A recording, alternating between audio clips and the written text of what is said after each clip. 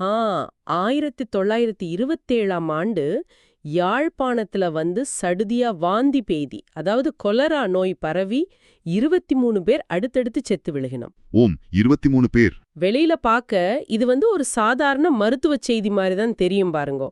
ஆனா இந்த 23 பேரின்ற மரணம் ஒரு ஒடுக்கப்பட்ட சமூகத்தின்ற முதல் அரசியல் ஆயுதமா, அவியலின்ற உரிமை போராட்டத்துக்கான ஒரு நெருப்பா எப்படி மாறுனது என்று நீங்க எப்பவாச்சும் யோசிச்சிருக்கீங்களா? இது நிறைய பேருக்கு தெரியாத ஒரு சரித்திரம் தான். அதான் இன்னைக்கு நாங்க இந்த ஆழமான தேடல்ல எதை பத்தி கதைக்க போறோம்டால், சரியா 100 வருஷத்துக்கு முந்தி 1927 பிப்ரவரி 11ஆம் தேதி யாழ்ப்பாணம் வண்ணார்பானையிலிருந்து வெளிவந்த திராவிடன் என்ற மாதாந்த பத்திரிகைய பத்தி தான். யாழ்ப்பாணம் தாழ்த்தப்பட்டவர்கள் சங்கம் வெளியிட்ட பத்திரிகை, சரியா? ஓ, அதேதான். P.A. கிருஷ்ணன் என்றவர் தான் இதண்ட பத்திராதிபர். இப்ப எங்க கையில இருக்கிறது அந்த பத்திரிகை என்ற முதல் தொகுதி, முதலாவது இலக்கப் பிரதிகள். முதலாவது பிரதி. ஓம், நேராக நீங்க நினைக்கலாம் 1927ல வந்த ஒரு பழசான பேப்பரை பத்தி இன்னைக்கு ஏன் கதைக்கிறோம்னு.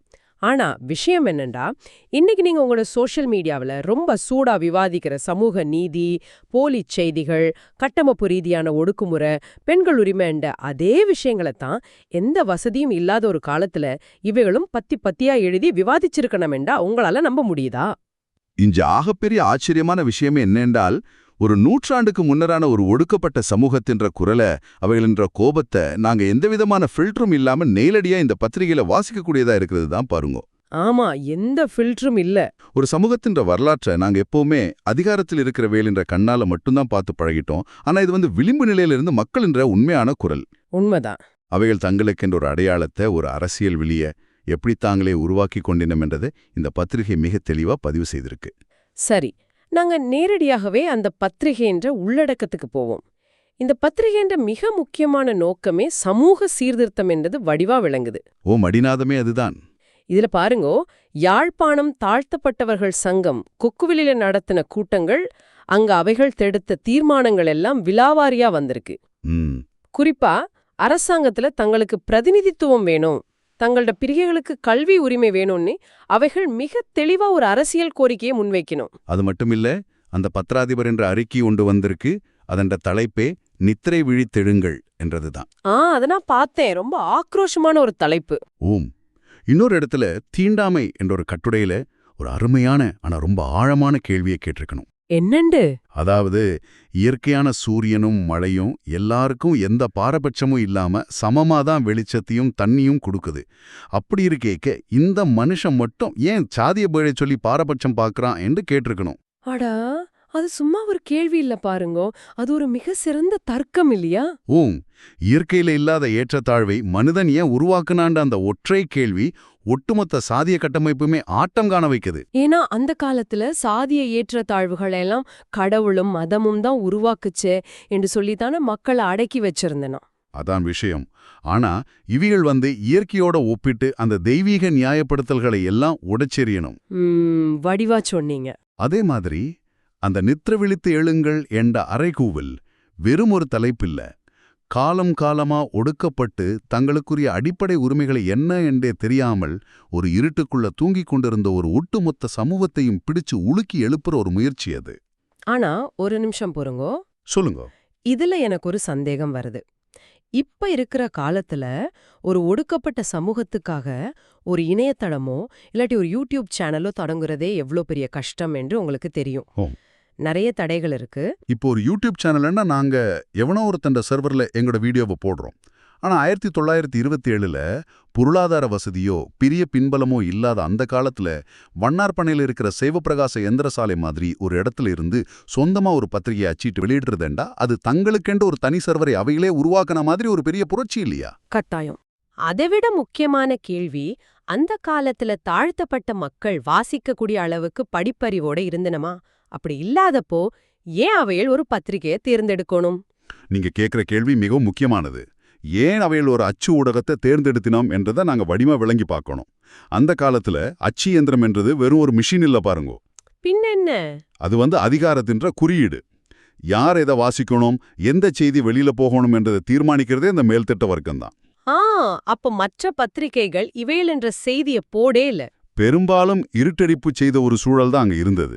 அப்ப தமக்கான ஒரு தளத்தை, தமக்கான ஒரு செய்தியை தாமே உருவாக்க வேண்டிய கட்டாயம் அவைகளுக்கு வந்தது. அச்சு ஊடகம் என்ற அந்த அதிகாரத்தின்ற ஆயுதத்தை அவைகள் தங்கள் கைகளில் எடுத்தது தான் இதுல இருக்கிற ஆகப்பெரிய வெற்றி. அப்பா அவைகளுக்கு வாசிக்க தெரியுமா என்ற கேள்விக்கு என்ன பதில்? நிறைய பேருக்கு வாசிக்க தெரியாதுட்டான். ஆனா அங்கதான் அவைகள் ஒரு தந்திரத்தை கையாண்டனம். என்ன தந்திரம்? இந்த பத்திரிக்கைன்றது ஒவ்வொருத்தரும் தனித்தனியா வச்சு வாசிக்கிற ஒரு பொருளா மட்டும் இருக்கேல்ல, அது ஒரு சமூக ஒன்றுகூடலுக்கான கருவியா இருந்தது. சாயங்கால நேரங்கள்ல ஒருத்தர் இந்த பத்திரிக்கைய சத்தமா வாசிக்க, மற்ற சனங்களெல்லாம் அதை சுத்தி இருந்து கேட்டுன. அடா, இது உண்மையாவே ஒரு பெரிய திறப்ப கொடுக்குது. பேப்பர் வாசிக்கிறதே ஒரு அரசியல் ஒன்றுகூடல் என்பது எவ்வளோ பெரிய விஷயம்.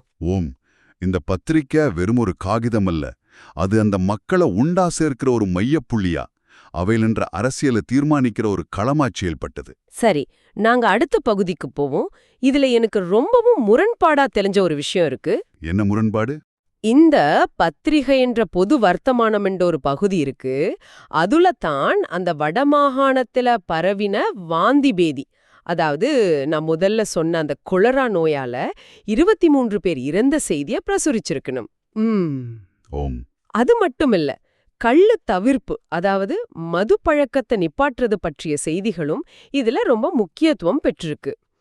எங்கேயோ இடிக்குதேன்னு எனக்கு தோணுது. ஏன் அப்படி தோணுது?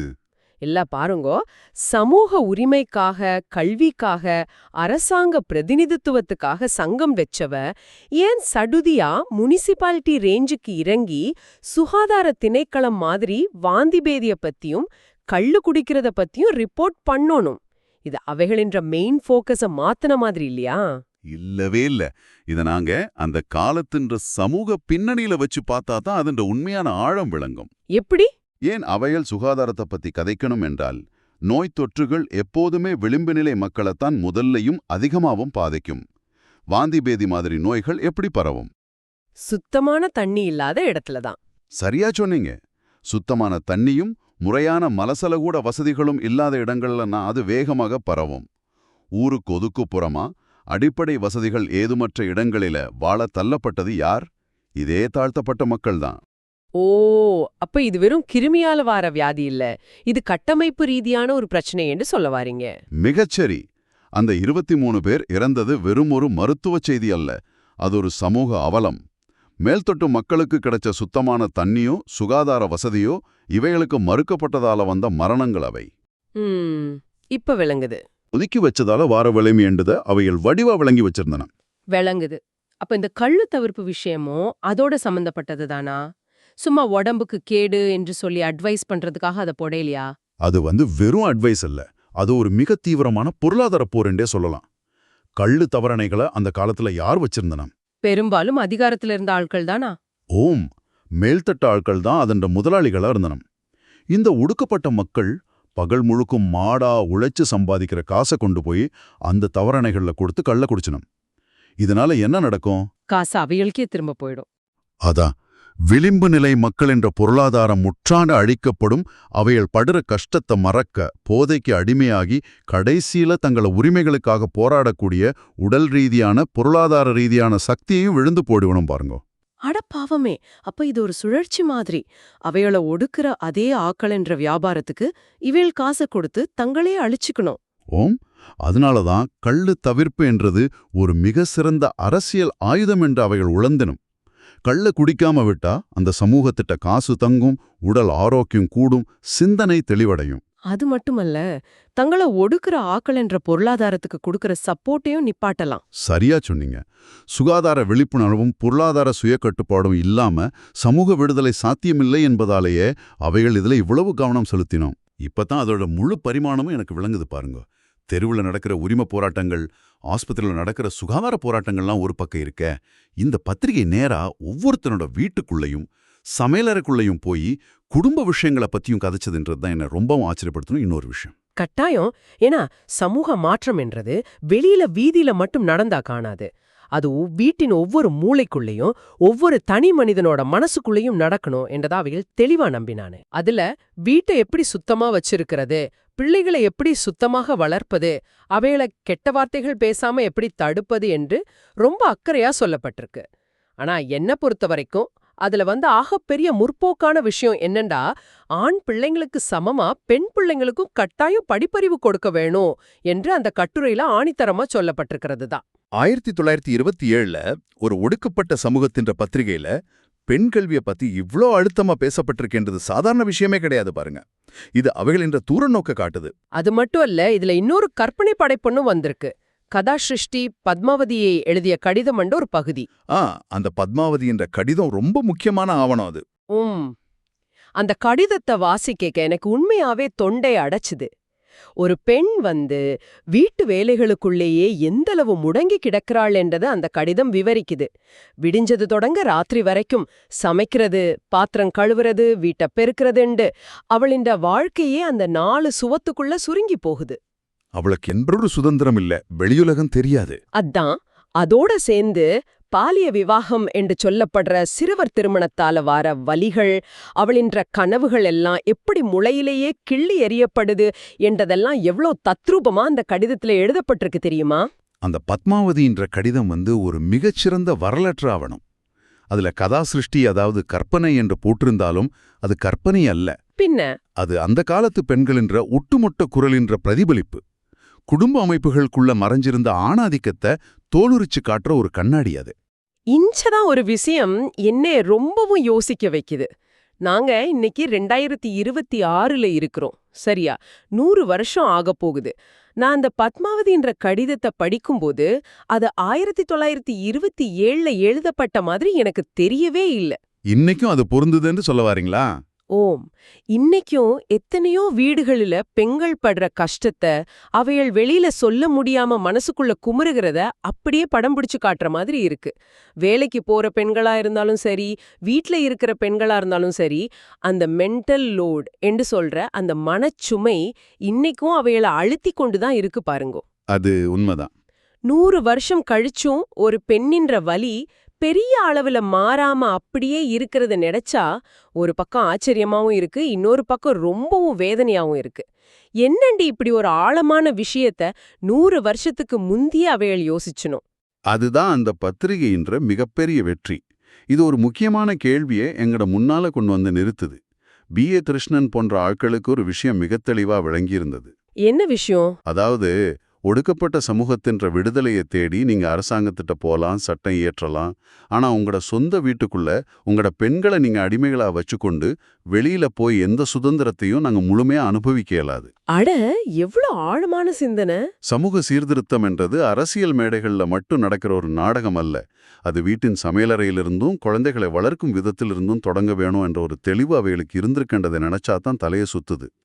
ஆணும் பெண்ணும் சமம் என்ற சிந்தனைய வீட்டின்ற சுவர்களுக்கு இருந்துதான் தொடங்கணும். சரியா சொன்னீங்க. பெண் விடுதலை இல்லாம முழுமையான சமூக விடுதலை சாத்தியமே இல்லைன்றத அந்த காலத்திலே அவைகளை ஆழமா உணர்ந்திருந்தனும். உண்மையாவே இந்த மூல ஆவணங்களை வாசிக்க ஒரு பெரிய திறப்பு கிடைக்குது.